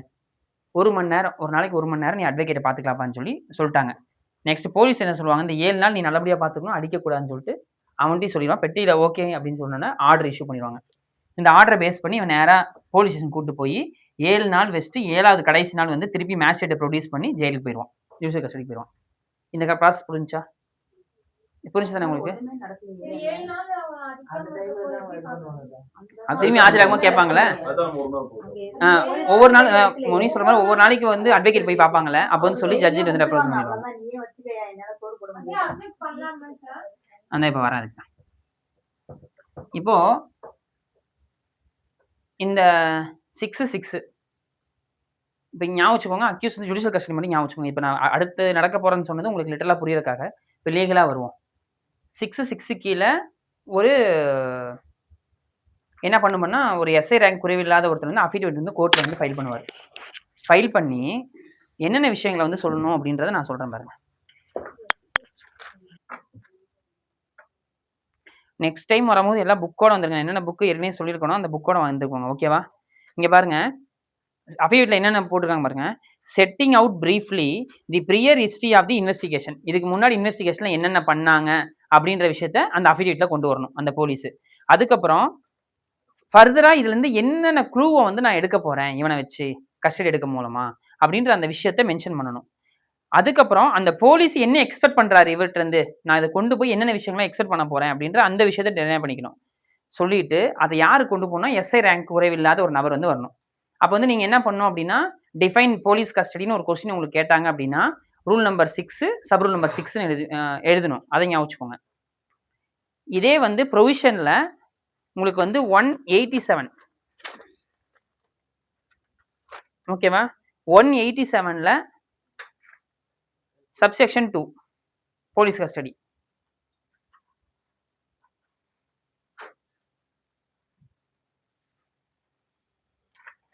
ஓகேவா?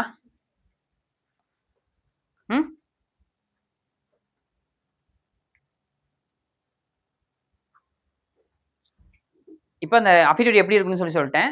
அஃபிடவிட்டே பெட்டியில் ஏறி சொல்லிட்டேன், பெட்டியில் ஏறி கொடுக்குறாங்க, இந்த மாதிரி கஸ்டடி கேட்குறாங்க அப்படின்னு சொல்லிட்டு. அப்போது என்ன பண்ணலாம் அப்படின்னா, நீங்கள் வந்து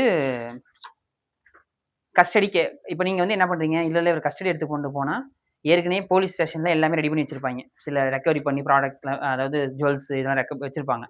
இவரை கூப்பிட்டு போய் அங்கே வச்சுட்டு, இவர் தான் சொன்னார், அதன் அடிப்படையில் நாங்கள் அங்கே போய் தேடினோம், அங்கே இந்த நகை கிடச்சி கத்தி கிடச்சிது அப்படின்னு சொல்லி அப்படியே எடுத்துகிட்டு வந்து கோர்ட்டில் வந்து ப்ரொடியூஸ் பண்ணி அந்த கேஸ் இன்னும் சப்ஸ்டாண்டிட் பண்ணிடுவாங்க, இன்னும் ஸ்ட்ராங்கன் பண்ணிடுவாங்க. அப்போ நம்ம என்ன பண்ணணும், நம்ம அக்யூஸை கூட்டு போனால் கண்டிப்பாக இதை வந்து நம்ம மாட்ட விட்டுருவாங்கன்னு சொல்லிட்டு நம்ம போய் அப்ஜெக்ஷன் பண்ணுவோம்.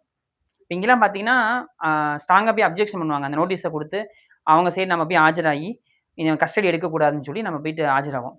இப்போ நீங்கள் ஒரு ப்ளீ எடுக்கிறீங்க. என்ன ப்ளீ எடுக்கிறீங்கன்னா, இது வந்து ஆர்டிகல் 20(3)ல கட்டாயப்படுத்தி வந்து என்னை எனக்கு எதிராக எனக்கு சாட்சியம் அளிக்கிறதுக்கு என்னை கட்டாயப்படுத்தக்கூடாது, செல்ஃப் இன்க்ரிமெண்ட் வந்து வருது அப்படின்னு நீங்கள் வந்து ஒரு ப்ளீ எடுத்தீங்கன்னா அந்த ப்ளீ வந்து ராங். as per ஜட்ஜ்மெண்ட் வந்து Priyadarshini versus state.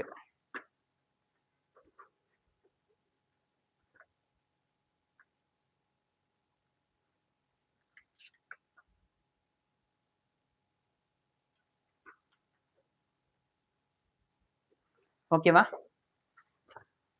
Priyadarshini versus state 2014 2 law weekly criminal page number 120. 2014 volume வந்து பிராக்கெட்ல போடணும். Volume number 2 law weekly criminal page number 120. 2 law weekly criminal page number 120ங்கண்ணா. இதோட ஈக்குவலன்ட் சைட்டேஷன் வந்து 2014 2 law weekly criminal Madras weekly notes criminal page number 175. ஓகேவா? இப்போ முன்னாடி இங்கே ஐபிஎஸ்ஐ யார் இருந்தா நமக்கு? வருண்குமார் இருக்கார்ல. வருண்குமார் வந்து ஏற்கனவே ஒரு மேரேஜ் பண்ணி அந்த மேரேஜில் வந்து அந்த பொண்ணுகிட்ட வந்து வரதட்சணை கேட்டு கொடுமைப்படுத்தி அந்த பொண்ணுமே கம்ப்ளைண்ட் கொடுத்த கேஸ் இது. இது ஃப்ரீயாக இருக்கும், எல்லாம் படிச்சு பாருங்க. ஓகேவா? இதில் வந்து என்ன ஆகும் அப்படின்னா, வருண்குமார் வந்து உங்களுக்கு ஏபி போட்டிருப்பாரு, ஏபி டிஸ்மிஸ் ஆகிருக்கும். ஏபியில் வந்து ஃபோனு இதெல்லாம் வந்து ஒப்படைங்க அப்படின்னு சொல்லியிருப்பாங்க. சப்சிக்வெண்ட்டாக அவர் எதுவும் ஒப்படைக்காமல் இருந்திருப்பாங்க. சுப்ரீம் கோர்ட்டுக்கு போயிட்டு அந்த வருண்குமார் என்ன பண்ணுவாங்க, நீங்கள் போயிட்டு கோர்ட்டில் போயிட்டு சரண்டர் ஆகுங்கன்னு சொல்லுவாங்க. கோர்ட்டில் போய் சரண்டர் ஆகும்போது அதே டைமில் வந்து இவங்க போலீஸ் கஸ்டடி கேட்டு பெட்டிஷன் போட்டிருப்பாங்க. இவர்கிட்ட வந்து சில விஷயங்கள் வந்து கேதர் பண்ண வேண்டியது இருக்குன்னு சொல்லிட்டு. அப்போ என்ன பண்ணியிருப்பாங்க, அந்த மேஜிஸ்ட்ரேட் வந்து அந்த பெட்டிஷனை டிஸ்மிஸ் பண்ணிட்டாங்க. அந்த டிஸ்மிஸை எதிர்த்து அந்த பொண்ணு மேலே வந்திருக்கும். இது ஜஸ்டிஸ் தேவதாஸ் அவங்க ஜட்ஜ்மெண்ட்டு படிச்சு பாருங்க, பியூட்டிஃபுல்லாக இருக்கும். சரி, ஓகே. இப்போ நம்ம எங்கே நிற்கிறோம்? அஃபிடவிட் இருக்குல்ல. இப்போ நீங்கள் வந்து செல்ஃபாக வந்து செல்ஃப் டிஃபைன் பண்ண சொல்லி ஆர்டிகல் 20 கிளாஸ் 3 வந்து வயலேட் பண்ணுமானா கிடையாது. 20 கிளாஸ் 3 ஓகேவா? Self incrimination. ஓகே, அது எந்த வகையில் இது பாதிக்காதுன்னு சொன்ன ஜட்ஜ்மெண்ட்டு. புரிஞ்சா உங்களுக்கு எல்லாருக்குமே? ஓகே. இப்போ நீங்கள் கோர்ட்டில் எல்லாம் ப்ராக்டிஸ் பண்ணிட்டு இருப்பீங்க. இப்போ ஒரு எஃப்ஐஆர் போட்டாச்சு, இன்வெஸ்டிகேஷன் ப்ராசஸில் இருக்குது. 161 ஸ்டேட்மெண்ட் எடுத்துட்டாங்க, அவங்களோட கன்ஃபர்ஷன்ஸ்லாம் எடுத்துட்டாங்க, பொண்ணுங்கள்ட்டையும் 164 கன்ஃபர்ஷன் வாங்கிட்டாங்க. இப்போ நீங்கள் ஒரு சிஏ போடுறீங்க. சிஏல என்னென்னு கேட்குறீங்க, எனக்கு வந்து எஃப்ஐஆர் வேணும், கன்ஃபர்ஷன் வேணும், 161 ஸ்டேட்மெண்ட் ஒன்று, ஸ்கெட்ச் வேணும், ரிமாண்ட் ரிப்போர்ட் வேணும், அதுக்கப்புறம் ரிமாண்ட் ஆர்டர்லாம் வேணும்னு சொல்லி போடுறீங்க. இப்போ இதெல்லாம் கேட்டு வாங்கிக்கலாமா? வாங்கிக்கலாம் முனிசு? வாங்கிக்கலாம். மற்றவங்க வாங்கிக்கலாம். கிரிமினல் ரூல்ஸ் ஆஃப் ப்ராக்டிஸில் ரூல் நம்பர் 231ல் rule criminal rules of practice 2019ல் 231 இந்த நீ எழுதியிருக்க பாரு. 231 எஃப்ஐஆர் தவிர இது எதுவும் வாங்க முடியாது. நீங்கள் நல்லா இது படிச்சுட்டாங்கன்னா உங்களுக்கு எதுவும் தர முடியாதுன்னு சொல்லி போட்டுருவாங்க. ஆனால் நிறைய கூட கன்ஃபர்ஷன் தர மாட்டாங்க, எதுவும் தர மாட்டாங்க. கண்ணி எங்கே வாங்குன்னு தெரியலையே. ரிமாண்ட் ஆர்டர் காப்பி வாங்கிக்கலாம், கன்ஃபர்ஷன் வாங்க முடியாது. 161 ஸ்டேட்மெண்ட் வாங்க முடியாது, வேற எதுவுமே வாங்க முடியாது. அன்மார்க் டாக்குமெண்ட் நம்ம பார்த்தோம்ல, அன்மார்க் டாக்குமெண்ட் வந்து வாங்க முடியாது. கம்ப்ளைண்ட் வாங்கிக்கலாம், எஃப்ஐஆர் காப்பி வாங்கிக்கலாம், மற்ற எதுவுமே வாங்க முடியாது. மற்றதுனா remand order copy, FIR, complaint, இவ்வளோதான். மற்ற எதுவுமே வாங்க முடியாதுன்னு சொல்லி இதில் போட்டாங்க. இது இந்த 231 பார் ஆகுது. சரிங்களா? வாங்கலாங்கா, சட்டப்படி பார்த்துக்கோங்க என்னன்றது. இங்கே ஒரு சில கோர்ட்டில் தராங்க, நிறைய வெளியூர் கோர்ட்டில் தரதே இல்லை. அதுக்கு என்ன சார் ப்ரொவிஷன்? எஃப்ஐஆர் தவிர வேறு எதுவும் தரக்கூடாதுன்னு சொல்லியிருக்காங்கன்னு சொல்லுவாங்க.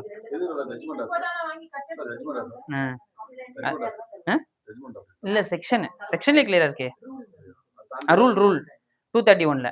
இப்போ என்ன சொல்லிட்டாங்கன்னா, அந்த போலீஸ் வந்து ஃபைல் பண்ணுறாங்கல்ல அஃபிடவிட், அதையுமே நீங்கள் வாங்க முடியாதுன்ட்டாங்க. ஏன்னா அது வந்து அவங்க இன்வெஸ்டிகேஷனை எப்படி கொண்டு போகிறாங்கன்னு சொல்லக்கூடிய க்ளூஸ்லாம் அதுக்குள்ளே இருக்குது. அது ஜட்ஜுக்கும் அவருக்கும் உள்ள ஒரு அஃபிடவிட், ஒரு அது வந்து என்னென்னா ஒரு ரகசியத்தன்மை காக்கக்கூடிய ஒரு விஷயம். அதை வந்து என்ன பண்ணிட்டேன்னா, அக்யூஸ்ட் ஒரு காப்பி கொடுத்தாங்கன்னா, ஓ இதுதான் நாளைக்கு நீ பண்ண போகிறாங்க, நீ இதெல்லாம் சொல்லாதரா அப்படின்னு நம்மளே சொல்லிடுவோம். அது சார்ஜ் ஷீட்னா காப்பீஸ் நீங்கள் வாங்கிடும்லக்கா இந்த ஸ்டேஜில், எஃப்ஐஆர் ஸ்டேஜில். சரிங்களா? அப்போ 231ல் உங்களுக்கான அஃபிடவிட் நீங்கள் வாங்குறதுக்கான ரைட்ஸும் உங்களுக்கு கிடையாது.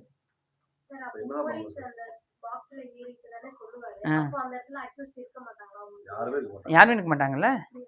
இல்ல இதுக்கு ஆர்டர் போனதுக்கு அப்புறம் தான் அக்யூஸ் அங்க ஜெயில இருந்து வர வச்சு இந்த மாதிரி உங்களை போலீஸ் கஸ்டடி உத்தரவிட்டிருக்குன்னு சொல்லி அதுக்கப்புறம் தான் கன்வே பண்ண போறாங்க.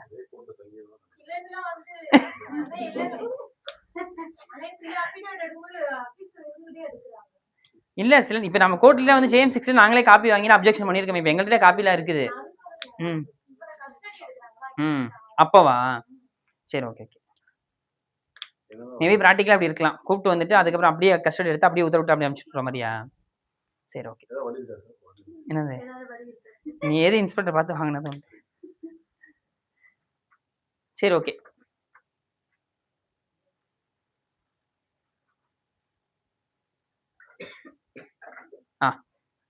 இப்போ இந்த கான்செப்ட் புரிஞ்சுல உங்களுக்கு? வராங்க, அந்த அஃபிடேவிட் நீங்கள் வாங்குற ரைட்ஸ் கிடையாது. அதே மாதிரி அது வந்து உங்களுக்கு செல்ஃப் டிஸ்கிரிமினேஷனும் கிடையாது.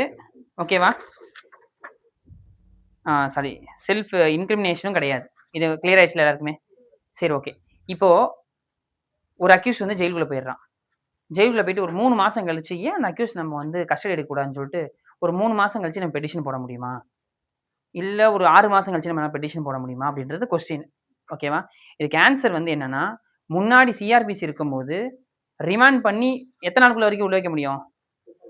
ஃபர்ஸ்ட் 15 டேஸ் தான். அந்த ஃபர்ஸ்ட் 15 டேஸ்க்குள்ள மட்டும்தான் நீ போலீஸ் கஸ்டடியை கேட்க முடியும்னு சொல்லி முன்னாடி சிஆர்பிசி இருக்கும்போது செட்டில்டு லா. அது எந்த ஜட்ஜ்மெண்ட்ல செட்டில்டு லானா, CBI versus Anupam Kulkarni. CBI versus Anupam Kulkarni versus Anupam Kulkarni. நீங்க கிரிமினலுக்கு எல்லாம் தனி நோட்டு தானே? இல்லை ஒவ்வொரு கிளாஸ் பார்க்கும்போது எல்லாமே ஒன்றா எழுதிட்டு வரீங்களா? இல்லை இல்லை அக்கா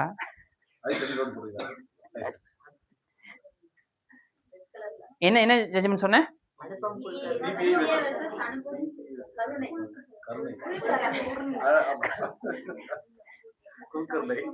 சிதாக்கா okay. 1992 SEC criminal page number 554. 1992 SEC criminal page number 554. ஓகேவா?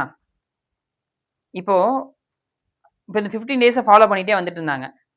என்னாச்சு அப்படின்னா, சில டைம் அக்யூஸ் வந்து ஹாஸ்பிட்டலில் ரிமாண்ட் ஆகி ஹாஸ்பிட்டலே கிடக்குறான். இப்போ அவனை நம்ம கஸ்டடி எடுக்க முடியுமா? அவன் தான் உடம்பே முடியாமல் கிடக்குது. எங்க ரிமாண்ட் ஓகே பண்ணி சார், ரிமாண்டு பண்ணிட்டு ஹாஸ்பிட்டலே படுத்து கிடக்குறான். 16 நாள் 17 நாள் ஆகுது.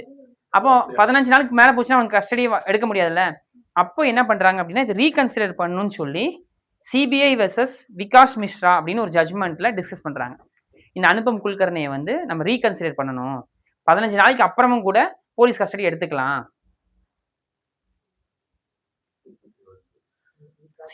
Vikash Mishra. Okay okay okay okay. CBI versus Vikash Mishra 2023 live law SC page number 283. Page number 283. ஓகேவா? இந்த ஜட்ஜ்மெண்ட் என்ன சொன்னாங்க? ரீகன்சிடர் பண்ணணும்னு சொல்லிட்டாங்க. இப்போ சுப்ரீம் கோர்ட் இப்போ வந்து இது சம்பந்தமான விவாதங்கள் போய்கிட்டே இருக்கு. அப்படி போகும்போது என்ன பண்ணாங்க, BNSSன்னு சொல்லிட்டு புது சட்டத்தை வந்து கொண்டு வராங்க 2023ல. இதுல 187 சப்செக்ஷன் 2.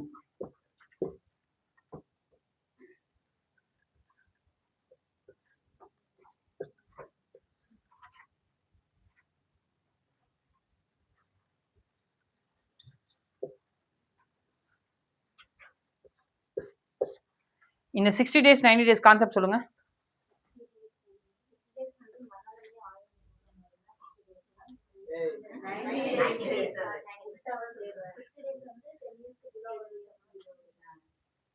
ஓகே.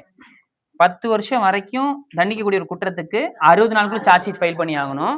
10 வருஷத்துக்கு மேல அப்படின்னா 90 நாளுக்குள்ள சார்ஜ் ஷீட் ஃபைல் பண்ணணும். இப்போ இந்த கேஸ்ல இது வந்து 40 நாள், இது வந்து 60 நாள். ஓகேவா? 10 வருஷம் வரைக்கும் தண்டிக்கக்கூடிய குற்றத்துக்கு 40 நாளுக்குள்ள போலீஸ் கஸ்டடி கேட்டு வாங்கிக்கணும். 10 வருஷத்துக்கு மேல கூடிய குற்றத்துக்கு 60 நாளுக்குள்ள போலீஸ் கஸ்டடி கேட்டு வாங்கிக்கணும். கிளியர் ஆயிடுச்சா சொன்னது? புரிஞ்சா உங்களுக்கு? ஆனா 10 வருஷம் வரைக்கும் தண்டிக்கக்கூடிய குற்றத்துக்கு 40 நாள் வரைக்கும் இருக்கு போலீஸ் கஸ்டடி கேட்டுக்கிறதுக்கு. இதே வந்து 10 வருஷத்துக்கு மேல கூடிய அஃபென்ஸுக்கு 60 நாளுக்குள்ள போலீஸ் கஸ்டடி கேட்டுக்கலாம். ஓகேவா? இப்போ உங்களுக்கு ஹோம்வொர்க் நம்பர் எத்தனாவது இடத்துல ஹோம்வொர்க்? 4. இப்போ ஹோம்வொர்க் வந்து என்ன அப்படின்னா, அக்யூஸ்டு போலீஸ் கஸ்டடி கேட்கணும்னு நினைக்கிறான், பெயில் போட்டு வெளியே வந்துடுறான். பெயில் போட்டு வெளியே வந்ததுக்கு அப்புறம் அவனை போலீஸ் கஸ்டடி கேட்க முடியுமா அப்படின்றது question. whether police have right to get an order for police custody during he enjoying the bail. Okay, அவன் வந்து பெயிலில் வெளியே இருக்கும்போது நீங்கள் தனியாக தானே எழுதிக்கிறீங்க பின்பக்கம், இல்லை அங்கேயே எழுதி வச்சுருங்களா? பின்னாடி தான் எழுதுறீங்க. ஓகே சரி, ஓகே முடிஞ்சுல. இப்போ அக்யூஸ்ட் வந்து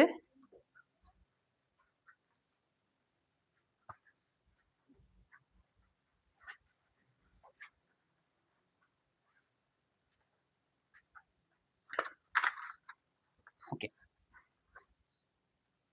எழுதிட்டீங்களா? ஹோம்ஒர்க் முடிச்சுல. இப்போ அக்யூஸ்ட் உள்ளே இருக்கான், இந்த ஆஸ்பெக்டில் நீங்கள் போலீஸ் கஸ்டடி கேட்டுக்கலாம். ஓகேவா? இப்போ போலீஸ் கஸ்டடி கேட்டுட்டு சப்சிக்வெண்ட்டாக வந்து என்ன பண்ணணும் அப்படின்னா, ஆஜர்படுத்துவாங்க. ஆர்டர் ஆனதுக்கப்புறம் ஆஜர்படுத்துவாங்க. ஆஜர்படுத்திட்டாங்க அப்படின்னா டைரெக்டாக என்ன பண்ணலாம் அப்படின்னா, அவனை வந்து போலீஸ் கஸ்டடிக்கு அனுப்பிச்சி வச்சலாம். போலீஸ் அங்கே போய் என்ன பண்ணுவாங்கன்னா விசாரிப்பாங்க. விசாரித்து வேறு என்னென்ன டீட்டெயில்ஸ் வந்து கலெக்ட் பண்ண முடியுமோ அந்த டீட்டெயில்ஸ் எல்லாம் கலெக்ட் பண்ணிவிட்டு சப்சிக்வெண்ட்டாக திருப்பி போயிட்டு மேஜிஸ்ட்ரேட்டை நிப்பாட்டுவாங்க. மேஜிஸ்ட்ரேட்டே கேட்பாங்க, எப்போ அவன் போலீஸ் வந்து கஸ்டடியில் வச்சு அடிச்சாங்களா அப்படின்னு சொல்லி கேட்பாங்க. அடிக்கலை அப்படின்னு சொல்லிட்டாங்க அப்படின்னா அதை நோட் பண்ணி வச்சுட்டு நீங்கள் திருப்பி வந்து அனுப்பிச்சி வச்சுருவாங்க. புரிஞ்சது தான் ப்ராசஸ். ஒருவேளை 7 நாள் கொடுத்துட்டு 2வது நாளே அவனுக்கு தகவல்லாம் வந்துருச்சா திருப்பி வந்து ஒப்படைச்சிருவாங்க. 7 நாள் சும்மா தான் வச்சுருக்கணும்னு அவசியம் இல்லை.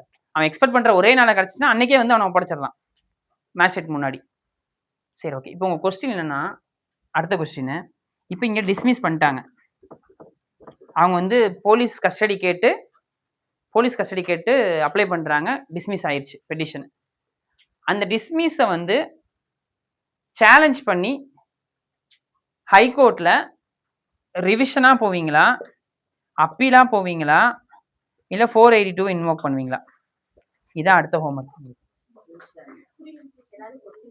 இப்போ போலீஸ் கஸ்டடி கேட்டு பெட்டிஷன் போடுறீங்க மேஜிஸ்ட்ரேட் கோர்ட்டில், அவங்க போலீஸ் கஸ்டடி தரலை.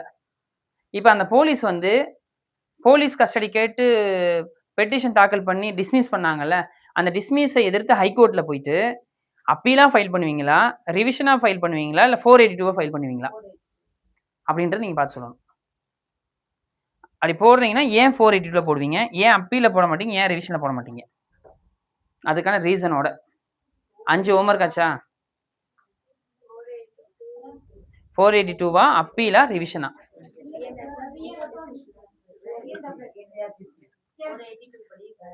இது வந்து இது இப்போ வந்து 528.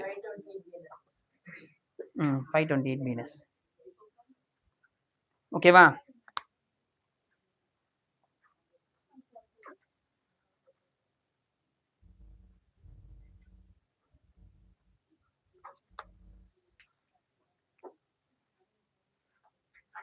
சரி, போலீஸ் கஸ்டடிக்கு என்னென்ன ப்ரொவிஷன் பார்த்தோம்? ரூல்ஸ் 2. எப்போக்குள்ள போலீஸ் கஸ்டடி கேட்கலாம்? ஃபர்ஸ்ட் 15 டேஸா? ஃபர்ஸ்ட் 15 டேஸ் தான் போய் 2 வருஷம் ஆச்சு.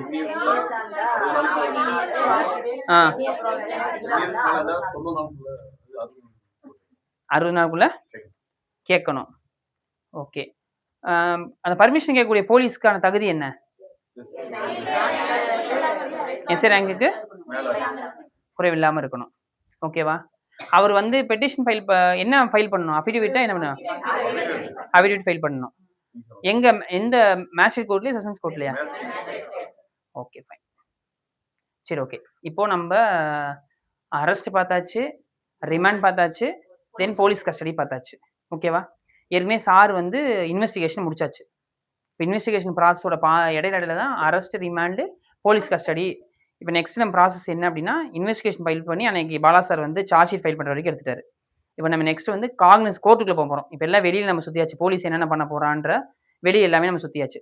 நெக்ஸ்ட் வந்து நம்ம எங்கே போகிறோம் அப்படின்னா, கோர்ட்டுக்குள்ளே நுழைய போகிறோம். ஓகேவா? அது வந்து உங்களுக்கு 210 190 சிஆர்பிசி. பிஎன்எஸ்ல 210 சிஆர்பிசியில் உங்களுக்கு 190. இதுக்குள்ளே நம்ம என்டர் ஆக போகிறோம். ஓகேவா? இதோட செஷன் வந்து உங்களுக்கு முடிஞ்சு இந்த 210 190லேருந்து நீங்கள் படிச்சுட்டு வாங்க. அடுத்த டைம் கிளாஸில் வரும்போது நீங்களும் படிச்சுட்டு வாங்க. ஓகேவா? அதேமாதிரி கிளாஸ்க்கு வரவங்களும் என்ன பண்ணுறீங்க அப்படின்னா, புக்ஸு இப்போ ஸ்டூடெண்ட்டாக இருக்கவங்களும் நீங்கள் புக்ஸ்லாம் வாங்கிருங்க. ஒரு செட் ஆஃப் புக்ஸை வாங்கிட்டு வந்தீங்கன்னா, இந்த நோட் பண்ண நீங்கள் அங்கங்கே கிறுக்கி வச்சிட்டிங்க அப்படின்னா, உங்களுக்கு அடுத்த டைம் திருப்பும்போது இந்த செக்ஷன்லாம் நம்ம படிச்சு ஞாபகம் வரும். அதனால் அடுத்த டைம் வரும்போது புக்கோட வந்துடுங்க.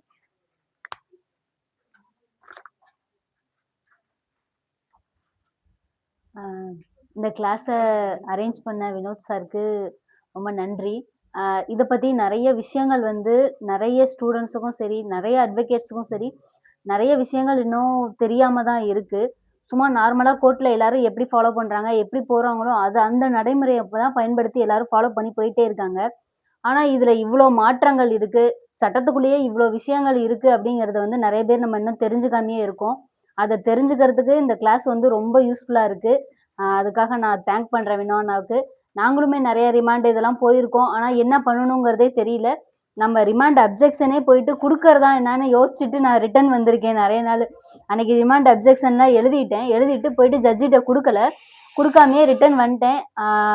அவங்க ரிமாண்ட் பண்ணிட்டாங்க. ஆல்ரெடி ப்ரீவியஸ் கேஸ் 2 கேஸ் இருந்ததுனால கண்டிப்பாக நான் விட மாட்டேன் அப்படின்னு சொல்லி ஐயா சொல்லிட்டாரு. அதனால் என்னோட கிளைண்ட்டை வந்து ரிமாண்டில் எடுத்துகிட்டு போயிட்டாங்க. ஸோ இது மாதிரி நிறைய விஷயங்கள் நம்ம தெரிஞ்சுக்காமல் இருக்கிறதுனால நம்ம என்ன பண்ணுறது, நம்ம கிளைண்ட்டுக்கு வந்து நல்ல ஒரு நடைமுறையில் எடுத்துகிட்டு போக முடியாத சூழ்நிலை ஏற்படுது.